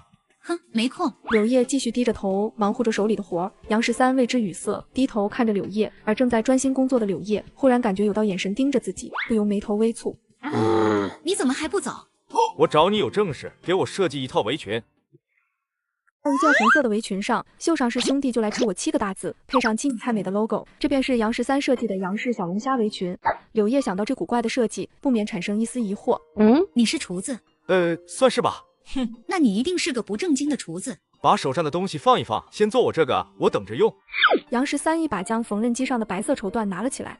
喂，别给我弄坏了，那是客人很名贵的丝绸，1米上千块呢。我操，这么贵！杨13也吓了一跳，90年代的上千块，购买力相当于后世好几万。不过想想也是然，无论什么时候都不缺有钱人。柳叶不再理会，拿出布料，按照他的要求开始加工。而杨13则是闲着无事，在柳叶的店里瞎看起来。忽然，桌上一件肚兜吸引了杨13的注意。我去，竟然用上千块1米的丝绸做肚兜，看来这个有钱的客人是个富婆，居然穿这种内涵的肚兜。做好了。喂，你在干什么？柳叶一抬头，见杨13拿着他给客人做好的那件肚兜，吓得他立马走过去，一把夺了下来。你怎么这么恶心，居然拿着女人的贴身内衣歪歪！别瞎说，我只不过是在研究款式，谁歪歪了？杨13老脸一热，他刚才的确在幻想谢莹莹穿上这件肚兜的画面。就你一个厨子也懂研究衣服款式？瞧不起谁？不是我说你，这么贵的丝绸，你给做成这样，简直是糟蹋。能不能换个思路？看看你这肚兜，除了鸳鸯图案，就不能绣点别的？而且色调单一，谁告诉你就一定要大红或粉色？样式也老土，拿纸笔来，我给你设计一款，保证你从未见过。杨13黑着脸一通教训，而柳叶见他说的似乎有点道理。你真会服装设计。杨13没答话，而是拿起桌上的纸笔，他在桌子上开始写画画。其实杨13根本不懂服装设计，不过是后世没事喜欢刷视频，脑子里多了些记忆罢了。你这是肚兜，怎么一点都不像？怎么不像了？谁告诉你肚兜就一定是三角形或者椭圆形，上面系着几根带子？我告诉你，女人都喜欢独一无二的东西。你按照我设计的制作，客户保证满意。杨13拿起图纸，不经意抬手。恰好碰到柳叶的敏感部位，虽然只是一瞬间的擦过，但那种柔软的感觉还是清晰无比。柳叶迅速起身，脸上腾起一朵晕红，似羞似恼地瞪着杨13。你咋脸红了？上次那一巴掌还疼吗？呀！你真不要脸！我不是故意的。那啥，这设计图就免费送给你了。切，我才不用，这玩意不伦不类的。听我的没错，保证客人喜欢。对了，那围裙你再帮我加工做多几件，到时候我来取。没空做。我给钱啊。给钱也没空，臭流氓，你给我出去！柳叶拿起鸡毛掸子往杨13身上招呼，吓得他狼狈逃出裁缝店，接着在小商场市场一番采购，便骑上自行车往蔡徐村赶。路过谢莹家的时候，看见院内谢莹莹正跟孩子玩耍，两人隔空相望，都有种有口难言的感觉。接着下车，将一个塑料袋放在了门口的草丛里，随后骑上自行车走了。何时能解开心中多少苦与忧？何时能解释心中空虚的借口？情迷围住我，你此际又回眸，问情怀可永久相拥有？为求原谅我，说失经别离后，未回头，因已經心傷透。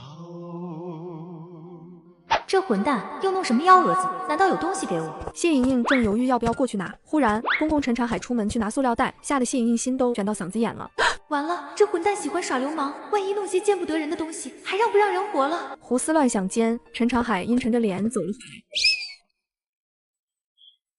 来。哼，杨13给你买这些东西做什么？谢莹莹一看，原来是花露水、风油精和香皂，不由心里松口气，连忙道：“家里用完了，正好他去县城，就拜托他帮忙买。”哦，乡里不是也有的买吗？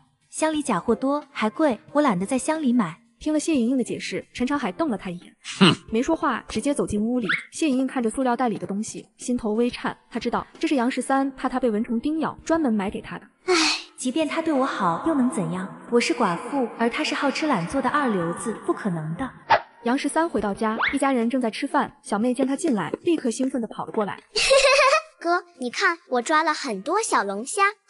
你抓了多少？杨13进屋，发现父母没像以前那样诚惶诚恐的起身，这让他很是高兴。不经意的转变，说明在父母心里对他的畏惧已经没那么深了。哥，一上午我抓够了40斤。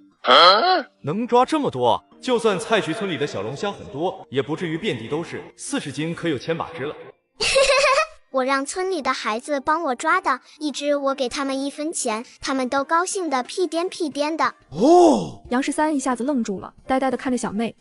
小妹看他这样，立刻紧张起来，连养父养母也连忙站了起来，一家人惊慌的看着他，不知道他为什么又不高兴了。空气陡然安静的可怕。杨13回过神，自己的反应吓到家人了。打心眼里，他们还是畏惧我。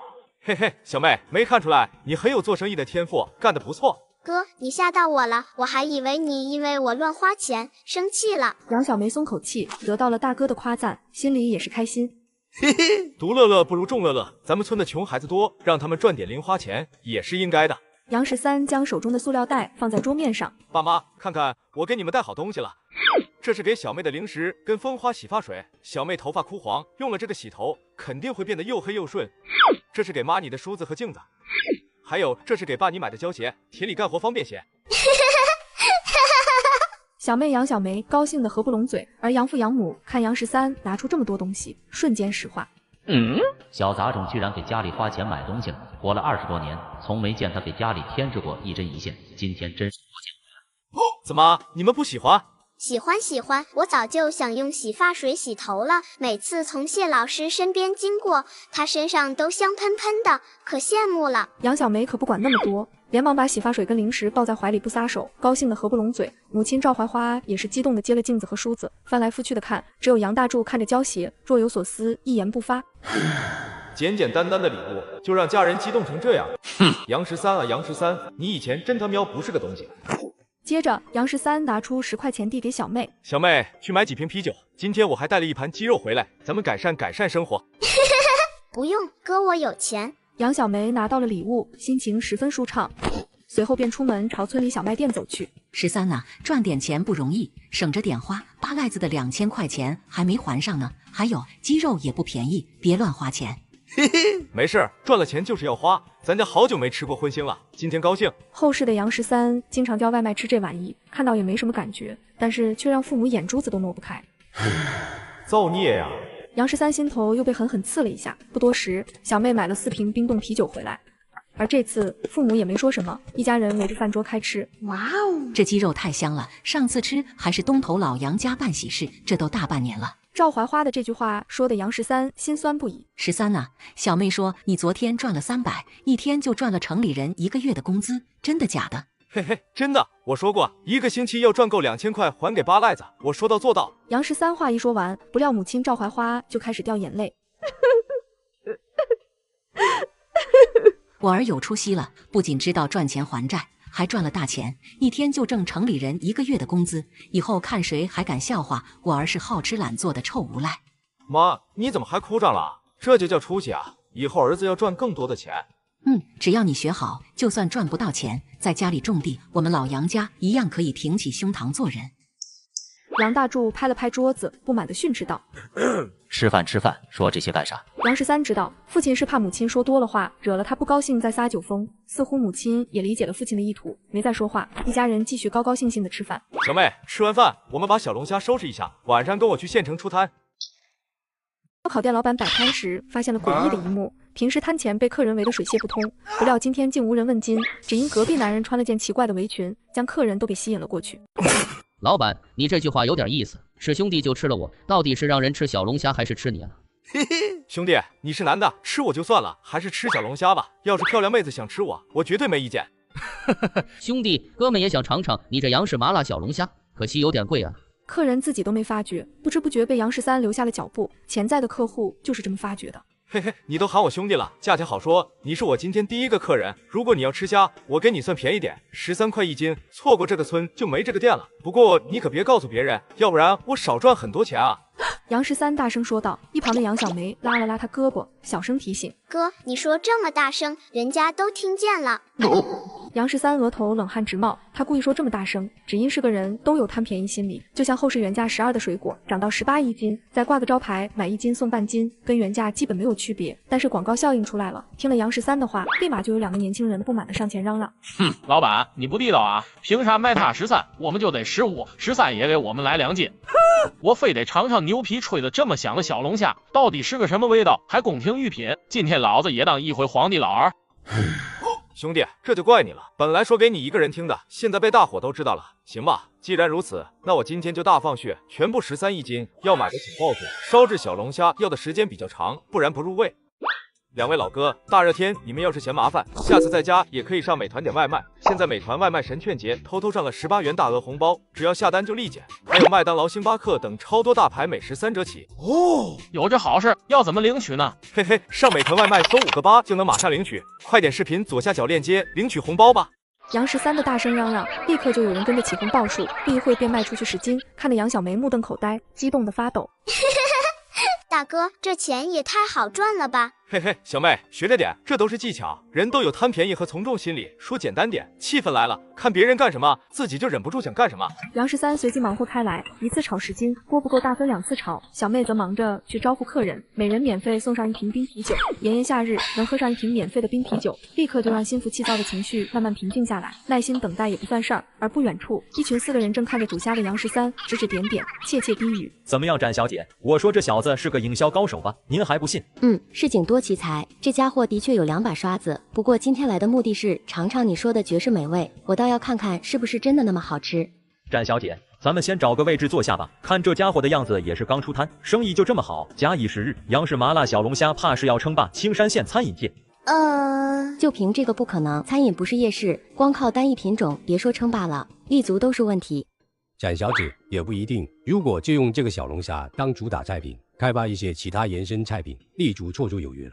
是啊，展小姐，您看这1斤分量不小，里面加的还有黄瓜、青椒、魔芋，关键味道麻辣咸香，佐以冰冻啤酒，让人吃了上瘾。啤酒又胀肚子，其实就吃这一盘东西，绝对够了。走，先尝了再说。4人中唯一的一个女人主动找了个位置坐下，另外2人也跟着落座，而剩下的那人则笑盈盈地走向杨13。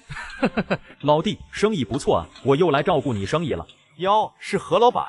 我可不是什么老板，那边那位才是我老板。今天我带老板来尝尝你的小龙虾，先来5斤。不过先说好，你给我好好做，要是做不好，别怪我不给钱啊。嘿嘿，放心吧哥，您给我拉生意，怎么着也不能让您在老板面前丢脸不是？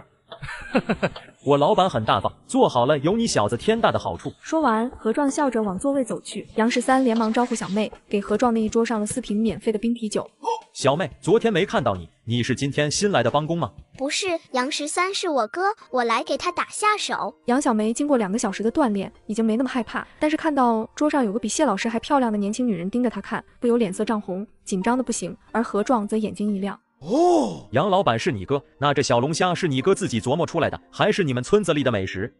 这玩意谁吃啊？也就是我哥前几天忽然琢磨出来的，味道真的很不错。杨小梅略带骄傲，虽然大哥没什么文化，但是一样可以赚钱，而且赚的比文化人谢老师多得多。在他眼里，这已经代表着大哥出息了。听了他的话，何壮就没再问了。而杨小梅继续忙活，将客人吃完的餐具洗涮干净。小妹，刚才那几个人跟你说什么呢？也没说什么，就问小龙虾是你做的还是咱们村子里的美食。大哥，那个女人好漂亮啊，比谢老师还漂亮，穿的也好看，肯定是大户人家的小姐。杨小梅羡慕地看着那女人，心里胡思乱想起来。听村里人讲，女人丰满，孩子不愁奶吃。要是大哥能把这个女人娶回家就好了。杨13看了一眼4人，那女人穿着大方得体，头戴珍珠首饰，身材十分高挑，显得端庄素雅，气质超凡，压根不应该出现在大排档这种场合。是挺好看的。另外2个人，一个戴着墨镜，系着领带，大晚上这种打扮的人比较少见，看起来像是成功人士；而另外一个穿着随意短裤拖鞋，还挺着个大肚子，让杨13想起了一句经典台词：脑袋大脖子粗，不是大款就是伙夫。至于何壮，他说他是老板的司机，不知道是不是真的。这几个人的组合有点奇怪，不过杨13也没多想，毕竟来者是客，没事琢磨客人干啥。10几分钟后，何壮点的5斤小龙虾好了，杨小梅给端了过去。随后，这几个人的表现再次让杨13起了疑心，只因其他桌的客人等小龙虾一上桌，就迫不及待地吃了起来，而这4个人居然研究起来。小妹，你去听听他们说什么。算了，别去了，他们爱说什么说什么，反正我也不打算常做。大哥，这么赚钱的生意，你为什么不常做？小妹，有些事现在不能跟你说，以后你就知道了。杨13叹口气，本身小龙虾这种生意就没什么技术含量，他只不过占据了先知先觉的优势，要不了多久，模仿者就会越来越多。另外，他也没打算留下来，所以不可能常做。杨小梅似乎觉察出了大哥的伤感，美好的心情也有些低落。小妹，放心吧，不管怎么说，还是能大赚一笔，至少还掉咱家的债务没问题。杨13刚安慰完小妹，不料脑海中的记忆告诉他，不止欠巴赖子那5000块，还有其他外债。我操！不算不知道，一算吓一跳。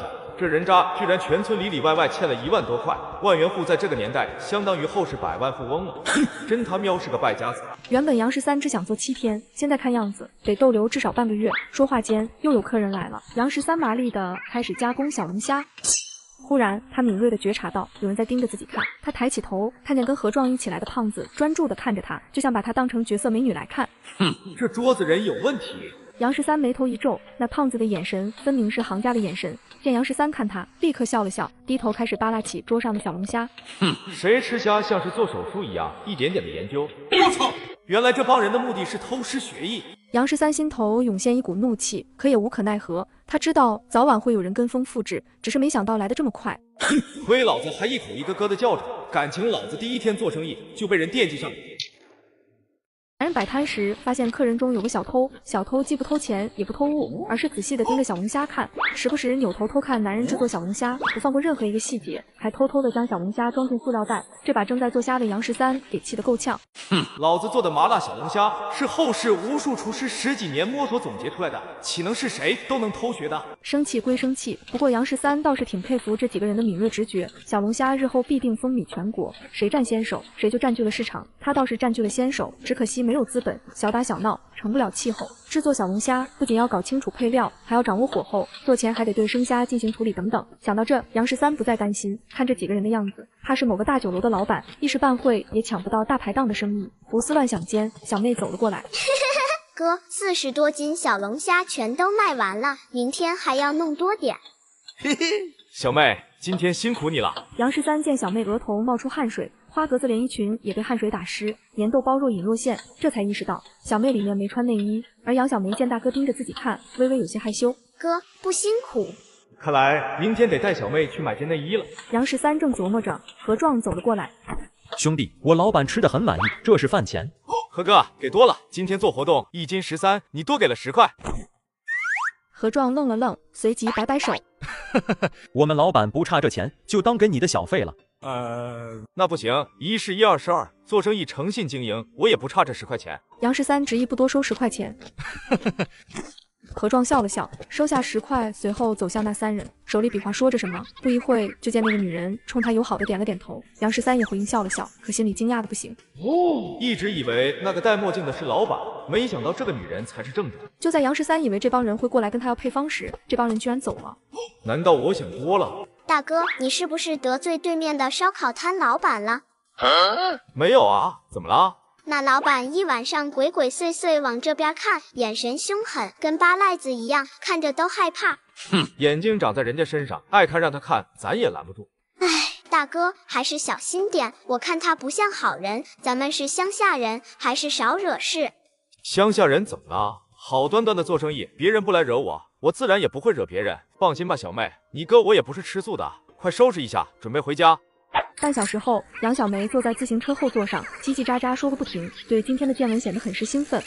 路过谢莹莹家，杨13下意识地停下自行车，心头有些失落。哥，以后你别打扰谢老师了。为什么？谢老师是寡妇，你老是骚扰她，村里早就传遍了你跟她的风言风语。有一次，我还看到有小孩拿石头砸谢老师呢，骂他是破鞋，我看谢老师都哭了。哪家的小孩，老子找他爹妈算账去。这种话肯定是大人教的，一个孩子哪知道破鞋这个词。哥，你小点声，我要是告诉你，万一你把人家打坏了怎么办？小妹见杨13脸色阴沉，有些畏惧，小心翼翼接着道：哥，总之你别再去找谢老师就好了，那样就不会有人说他跟你的坏话了。哥知道了。杨13心情低落，他从未想过自己接近谢莹莹会给他带来这么大的困扰。不对，那是以前的人渣干的，关老子屁事。可现在是我占据着人渣的身体，本质上有什么区别？走吧，回家。杨13叹息一声，带着小妹往家的方向骑去。就在这时，谢莹莹从屋里走了出来。哼，这混蛋连句话都不说，害得我白等这么长时间。两人回到家，发现父母还没睡，脸上满是愁容。爸妈，这么晚了，你们怎么还没睡？小妹第一次去县城，我们不放心，小妹过来让妈看看。妈，有什么好看的？还能掉块肉不成？那可说不准，你。赵怀花说到一半，听到杨大柱咳嗽，连忙住嘴，惊恐地盯着杨13。原来父母是怕我把小妹弄出去抵债或者卖了，看来想改变形象，任重而道远了。父母尚且如此，更何况谢莹莹。小妹说的对，我跟谢莹莹压根不是一条道上的人，以后真不应该再去打扰她。那个13呢？今天生意怎么样？爸，今天生意可好了，40斤小龙虾全部卖完了，一共卖了多少钱呢？哥，小妹兴奋地抢先答话，而杨13直接走到桌边，掏出一堆零票放在桌上。一共卖了600，给了老板娘20租金，啤酒钱20，还剩下540块。花花绿绿的一堆钱，看得杨大柱和赵怀花眼睛都直了。这都是你一天赚的？是啊，爸妈，加上昨天赚的，差不多1000块了。说着，杨13把昨天还剩下的200多块钱也拿出来，放在桌子上。妈，您收着，将来还债。不，还是你拿着。小杂种的钱怎么敢拿？虽说这2天转性了，谁又能保证以后不会再发疯？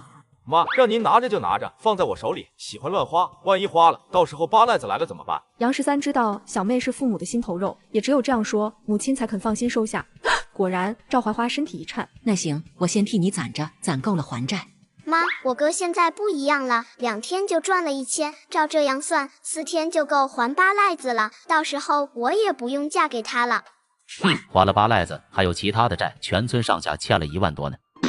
放心吧，爸，我一定把所有债务还清。父母的表现深深地刺痛了杨13的心，连父母都不信任他，更不用说谢莹莹。我留在这里就是多余，重生到人渣身上就是替他还债，还完债务就该走了。杨家3人看着桌上的钱，个个都很兴奋，谁都没注意到无精打采的杨13进了卧室，躺在臭烘烘的床上，第一次怀念起另一时空的狐朋狗友来。第2天日头照常升起，杨13还没醒，小妹杨小梅早早跑去抓小龙虾。谢老师，你今天怎么没去上课？唉，孩子不舒服，我请了半天假，一会儿带他去乡里检查一下。谢莹莹见桶里面装满了喇咕，好奇问道：哎，小梅，你抓这个做什么？这东西能吃吗？当然能吃，我大哥做的麻辣小龙虾简直一绝。是不是你大哥让你一大早来抓的？这个杨13真不是个东西，为了自己口腹之欲，居然强迫你抓这个。不是，是我自己愿意的。谢老师，你别说我大哥坏话，我大哥可从来没说过你坏话，还跟我说你是品德高尚的好人。哦，他当你面夸我了？那你哥还说我什么了？还夸你漂亮，是天然美女，还说要对你好。这混蛋还是很有眼光，也挺会夸人，可惜文化程度低了点，哪有这么直白的夸人好看？对了，小妹，这张纸条一会儿你帮我带给你哥。谢莹莹把纸条递给杨小梅便走了，她一点也不担心杨小梅偷看，只因杨小梅不识字，她前脚刚走，后脚张麻子鬼鬼祟祟的出现了，捡起一块石头砸在河里，砰的一声，吓得手里的水桶没抓稳，掉到水里。啊，我的虾！杨小梅惊呼一声，连忙去抓虾，兜里的纸条掉了，都没发现。张麻子趁机捡起纸条就走。嘿嘿，老子终于抓住你们私通的证据了。不过这还不够，等老子设下一计，到时候谢寡妇就无路可走，只能跟了老子。